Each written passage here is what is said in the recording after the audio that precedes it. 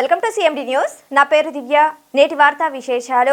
ఎన్నికల సందర్భంగా చేసిన ప్రతి హామీ నెరవేర్చి కోవూరు నియోజకవర్గంలో సంపూర్ణ అభివృద్ధి సాధిస్తామన్నారు ఎమ్మెల్యే వేమిరెడ్డి ప్రశాంతి రెడ్డి. ఎన్టీఆర్ భరోసా పింఛన్ పంపిణీ సందర్భంగా కొడవలూరు మండలం గుండాలమ్మపాలెం గ్రామంలో ముఖ్య అతిథిగా పాల్గొన్నారు. కొడవలూరు మండలం గుండాలమ్మపాలెం గ్రామంలో పెన్షన్ పంపిణీ సిమెంట్ రోడ్డు ప్రారంభోత్సవంలో పాల్గొనడానికి ముఖ్య అతిథిగా విచ్చేసిన ప్రశాంతి రెడ్డికి కొడవలూరు మండల అధ్యక్షుడు కోటంరెడ్డి అమరేందర్ రెడ్డి మరియు స్థానిక నాయకుడు పల్లంరెడ్డి సురేష్ రెడ్డి ఆధ్వర్యంలో టీడీపీ, జనసేన, బీజేపీ నాయకులు ఘనస్వాగతం పలికారు. ఈ సందర్భంగా ఎమ్మెల్యే ప్రశాంతి రెడ్డి సచివాలయ సిబ్బంది, ఇతర అధికారులతో కలిసి ఇల్లిల్లు తిరిగి పెన్షన్లు పంపిణీ చేశారు. అనంతరం గ్రామంలో 15 ఆర్థిక సంఘం 5 లక్షల రూపాయలతో నిర్మించిన సీసీ రోడ్ను ఎమ్మెల్యే ప్రారంభించి స్థానికుల సమస్యలను సావధానంగా విన్నారు. ఈ సందర్భంగా ఎమ్మెల్యే ప్రశాంతి రెడ్డి మాట్లాడుతూ ఎన్టీఆర్ భరోసా పింఛన్ల పంపిణీ కార్యక్రమంలో ప్రజా ప్రతినిధులను భాగస్వామ్యులుగా చేయడం ద్వారా ప్రతి నెల నేరుగా ప్రజలను కలిసే అవకాశం కలుగుతుందన్నారు. తద్వారా స్థానిక సమస్యల పరిష్కారానికి మార్గం సుగమమవుతుందన్నారు. ఎన్నికలలో చేసిన ప్రతి హామీ దశల వారీగా అమలు చేసుకుపోతున్నామంటూ మహిళలకు ఉచితంగా 3 సిలిండర్లు, వేట విరామ సమయంలో మత్స్యకారులకు 20,000 రూపాయల ఆర్థిక సహాయం పథకాలను ఉదహరించారు. రానున్న జూన్ నెలలో తల్లికి వందనం పథకం అమలు చేయనున్నట్లు తెలిపారు. గత 5 ఏళ్లుగా అభివృద్ధి స్తంభించి అస్తవ్యస్తమైన రాష్ట్రానికి చంద్రబాబు గాడిలో పెడుతున్నారని, 15వ ఆర్థిక సంఘం నిధులు సద్వినియోగం ద్వారా అభివృద్ధి పనులతో గ్రామాలకు పండుగ కలవచ్చిందన్నారు. పంచాయతీరాజ్, విద్యాశాఖ మంత్రులుగా పవన్ కళ్యాణ్, లోకేష్ బాబు బాధ్యతలు చేపట్టాక ఇటు గ్రామీణాభివృద్ధి అటు విద్యాశాఖలో సమూల మార్పులు వచ్చాయన్నారు. విజన్ 47 సాధనలో భాగంగా వయోభారాన్ని కూడా లెక్క చేయకుండా చంద్రబాబు నాయుడు కష్టపడుతున్నారన్నారు. కోవూరు నియోజకవర్గానికి ముఖ్యమంత్రి సహాయ నిధి ద్వారా ఆరోగ్య పీడితులకు 3 కోట్ల రూపాయల ఆర్థిక సహాయం అందించి ఆదుకున్న మానవతావాది అని చంద్రబాబు నాయుడిని ప్రశంసించారు. ప్రభుత్వం అధికారికంగా వారానికోసారి గ్రీవెన్స్ నిర్వహిస్తే తన నివాసంలో కోవూరు ప్రజల సమస్యల పరిష్కారం కోసం ప్రతిరోజు గ్రీవెన్స్ నిర్వహిస్తున్నట్లు వెల్లడించారు. మండల ఇన్ఛార్జీలపై కొందరు ప్రచారం చేస్తున్న అపోహలను నివృత్తి చేస్తూ నాయకుల మధ్య సమన్వయం కోసమే ఇన్ఛార్జీలను నియమించినట్లు పేర్కొన్నారు. రోడ్లు, డ్రైనేజీతో పాటు విపిఆర్ ఫౌండేషన్ ద్వారా 25 లక్షల వ్యయంతో శ్మశాన వాటిక నిర్మిస్తున్నట్లు ఆమె గుండాలమ్మ పాలెం గ్రామస్తులకు హామీ ఇచ్చారు. ఈ కార్యక్రమంలో tahsildar Spoorthi Reddy, MPDO Subbarao, sarpanch Divya Reddy, ZPTC Sarojanamma, Penna delta chairman Jetti Rajagopal Reddy, మండల టీడీపీ నాయకులు జీవీఎన్ శేఖర్ రెడ్డి, అమరేంద్ర రెడ్డి, స్థానిక నాయకులు పల్లంరెడ్డి సురేష్ రెడ్డి, సాయిమోహన్ రెడ్డి, సుజిత్ కుమార్ రెడ్డి, జనసేన నాయకులు నక్కా శివకృష్ణ, బీజేపీ నాయకులు చెరుకూరి వెంకయ్య తదితరులు పాల్గొన్నారు.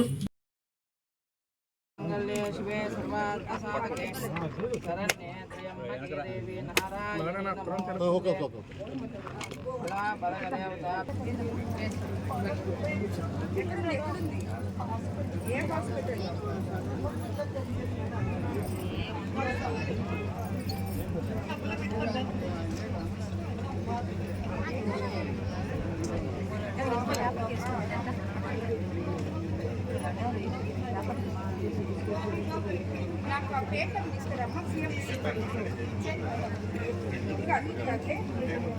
మెడికల్ బిల్స్ అవన్నీ ఇక్కడ లోకల్ వాళ్ళు తీసుకొస్తారు. నేను సీఎం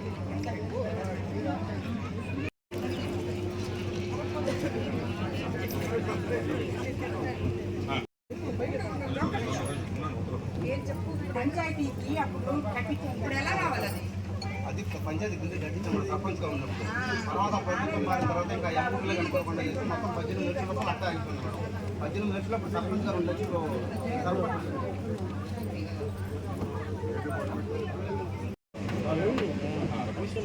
అడపాల శ్రీధరెడ్డి గారు, దయచేసి అందరూ కూడా అన్ని మండలాల నుంచి ఇన్ఛార్జి వేదిక రావాల్సిన కోరుతున్నాం. ఇచ్చేసిన దానికి ముందుగా ధన్యవాదాలు తెలియజేసుకుంటూ, గత సంవత్సరం జరిగినటువంటి ఎన్నికల్లో కోవూరు నియోజకవర్గంలోనే అత్యధికంగా 81% ఓట్లతో గుండాలమ్మపాలెంలో మేడం గారికి 530 ఓట్లు, ఎంపీ గారికి ఇంకొక 30 ఓట్లు అదనంగా 560 ఓట్లు ఈ గ్రామంలో రావడం జరిగింది. అలాగే మేడం గారు కూడా గుర్తుపెట్టుకొని వచ్చినటువంటి తొలి 6 నెలల్లోనే ఒక 5 లక్షల రూపాయలు సిమెంట్ రోడ్డు ఈ రోజే మనం ప్రారంభోత్సవం చేసుకోవడం జరిగింది. అలాగే రాబోయేటటువంటి రోజుల్లో కూడా ఇంకా కొన్ని మనకు ఉండేటటువంటి సమస్యలు ఎమ్మెల్యే గారికి దృష్టికి తీసుకెళ్లి వాటిని కూడా మనం పూర్తి చేసుకునేదానికి ఎమ్మెల్యే గారు పూర్తిగా సహకరిస్తారు. ఏంటంటే ఎమ్మెల్యే గారు అయినప్పటి నుంచి కూడా కాకముందు కూడా కోవూరు నియోజకవర్గాన్ని ఏ విధంగా సేవా దృక్పథంతో పనిచేశారో అందరికీ తెలిసినటువంటి విషయమే. కాకపోతే మా పంచాయతీలు ఎదుర్కొంటే గత ప్రభుత్వం 3 సంవత్సరాల పాటు తొలి 3 సంవత్సరాల పాటు ఒక్క రూపాయి కూడా 14 ఆర్థిక సంఘం నిధులు కానీ 15 ఆర్థిక సంఘం నిధులు కానీ పంచాయతీలకి వేయడం, కనీసం సర్పంచులకు కూడా తెలియకుండా వాటిని వెనక్కి తీసేసుకోవడం. 3 సంవత్సరాల పాటు రాష్ట్రంలో ఉన్నటువంటి ప్రతి సర్పంచ్ కూడా వాళ్ళ సొంత డబ్బులు పెట్టి పంచాయతీలను నడిపినటువంటి దుర్మార్గమైనటువంటి ప్రభుత్వం గత ప్రభుత్వం. కానీ చంద్రబాబు నాయుడు మీరందరూ ఇప్పుడే మీ అమరేంద్ర చెప్పినట్టు నా గెలుపుకి మీ ఊరు గ్రామస్తులు ప్రజలు కూడా ఎంతో కష్టం ఉంది. దాని వెనక మీరందరూ అత్యంత ఎక్కువ మెజారిటీతో 81% అని చెప్పాడు ఇప్పుడే. అటువంటి ఓట్లేసి నన్ను గెలిపించినందుకు ముందుగా ఈ గ్రామ ప్రజలకు ధన్యవాదాలు తెలుపుకుంటున్నాను.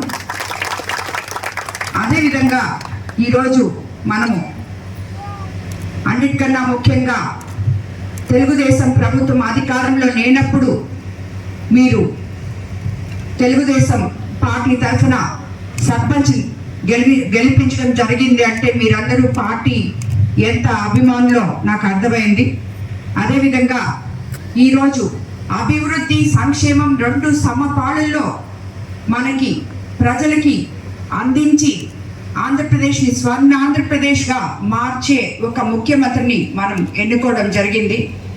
అందువల్లనే ఈరోజు మనం గతంలో ఎప్పుడూ లేని విధంగా 1వ తేదీ కల్లా 4,000 పెన్షన్ అందుకోగలుగుతున్నాము.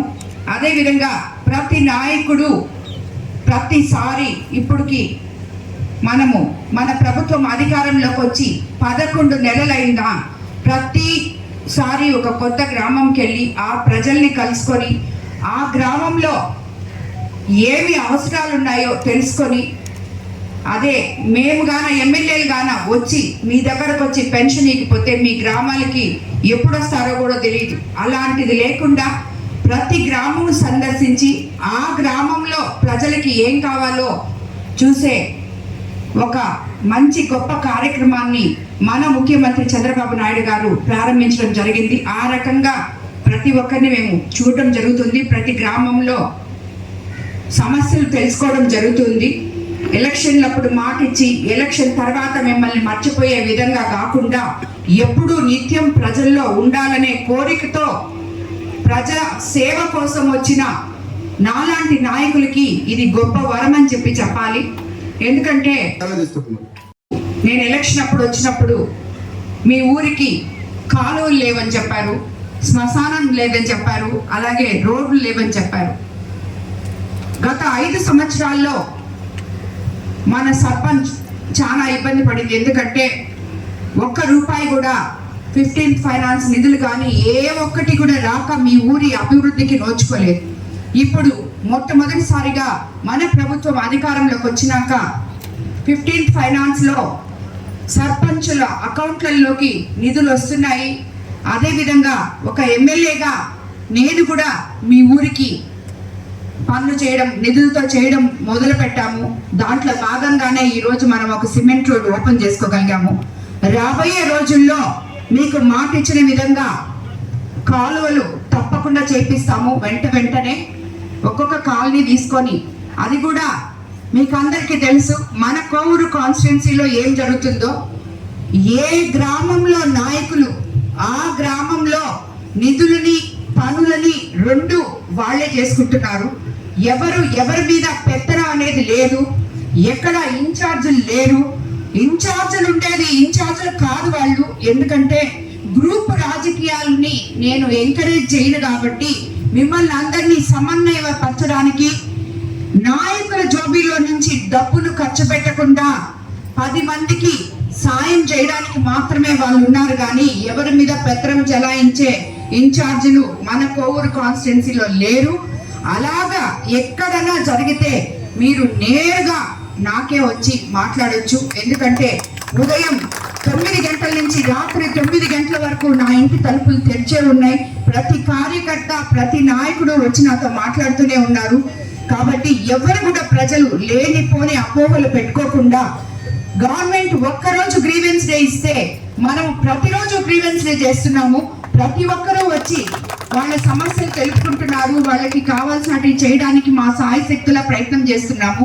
కాబట్టి ఇందులో కోవూరు కాన్స్టిట్యున్సీ ప్రజలు ఎవ్వరు కూడా అపోహలు వద్దు, గ్రూప్ రాజకీయాలు వద్దు, ఇవన్నీ వద్దు. మీ ఊర్లలో మీరు అభివృద్ధి చేసుకోండి. మీకేం కావాలో వచ్చి ఇప్పుడే స్పౌస్ పెన్షన్ కూడా మనము ఎన్రోల్ చేసుకుంటున్నాం. ఇల్లు లేని వాళ్ళకి ఇళ్ళ స్థలాలు కూడా మనం ఎన్రోల్ చేసుకుంటున్నాం. రాబోయే రోజుల్లో మనకి తల్లికి వందనం లెక్కన మనం ఎలక్షన్ టైంలో ఏదైతే చెప్పామో రేపు జూన్ నెలలో పిల్లలకి అందరికీ అది తల్లులకి అందిపోతున్నారు.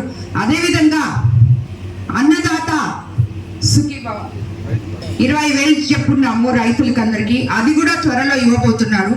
ఇదంతా ఒకేసారి చెప్పారు, ఒకేసారి లేదు, ఏది ఇవ్వలేదు అని చెప్పి మాట్లాడుతున్న ప్రతిపక్ష నాయకులకి వాళ్ళు చేసిపోయిన సంగతులు గుర్తు రావట్లేదు. మనల్ని విమర్శించే ముందు వాళ్ళు అస్తవ్యస్తంగా చేసిన ఈ వ్యవస్థని సరైన గాడిలో పెట్టుకొని తిరిగి ఈరోజు మనము ఒకటొకటి చేసుకుంటూ వస్తున్నాం. మేబీ కొంత లేట్ అవ్వచ్చు, కానీ మనము మాట చెప్పిన ప్రతి పథకము అమలు చేసే ఉద్దేశంలో మన ముఖ్యమంత్రి చంద్రబాబు నాయుడు గారు ముందుకెళ్తున్నారు. అందుకు మనమందరము అండగా ఉండాలి. ఒక ఇల్లు విచ్ఛిన్నమైతే ఒక మహిళ లేదు, ఆ కుటుంబం ఏ రకంగా అయితే మళ్ళీ సమకూర్చుకోవడానికి చిన్నగా మనం అడుగులు వేస్తామో అదే విధంగా మన ముఖ్యమంత్రి చంద్రబాబు నాయుడు గారు ప్రజల కోసం ఈ వయసులో 75 సంవత్సరాల వయసులో పాటుపడుతూ ఏ పథకం అయితే ప్రజలు బాగుంటారో ఒక్కరోజు ఇచ్చేసి వెళ్ళిపోవడం కాదు, వాళ్ళు నిరంతరము సుఖంగా ఉండాలి అనే ఉద్దేశంతో విజన్ 47 గురించి ఆలోచించి మీ ముందుకి అన్ని పథకాలు తీసుకొస్తారు. అప్పటి వరకు మనం అందరం కూడా మన ముఖ్యమంత్రికి అండగా ఉండాలని మిమ్మల్ని అందరినీ కోరుకుంటున్నాను. ఈరోజు మీ గుండెలపాలెంకి రావడం, మిమ్మల్ని అందరినీ కలుసుకోవడం నా అదృష్టంగా భావిస్తున్నాను. మరోసారి మీ శ్మశానం ఇక్కడ ఓపెనింగ్ కానీ ఇంకా మీకు అడిగిన చెవిటి కాలువలు కానీ అన్నీ కూడా ఇచ్చి తిరిగి వస్తాము. ఈరోజు మేడే సందర్భంగా కార్మిక సోదరులకు అందరికీ శుభాకాంక్షలు తెలుపుకుంటున్నాను. అదేవిధంగా ఫౌండేషన్ తరఫున ఈ ఊర్లో సిఎస్ఆర్ ఫండ్స్ కింద శ్మశానానికి ఒక 25 లక్షలు శాంక్షన్ చేస్తున్నాము. వేమిరెడ్డి ప్రభాకర్ రెడ్డి గారు నేను వచ్చేటప్పుడు గుర్తు చేశారు, మనము మాట ఇచ్చినాం వాళ్ళకి శ్మశానం ఇస్తామని చెప్పి. కాబట్టి తప్పకుండా ఆ గ్రామస్తులకి ఏదో ఒకటి చేయాలి అని చెప్పారు. సో ఆయన సొంత ఫౌండేషన్ నుంచి 25 లక్షల రూపాయలు ఇక్కడ శ్మశానం లేదు కాబట్టి దానికి శాంక్షన్ చేస్తున్నాము.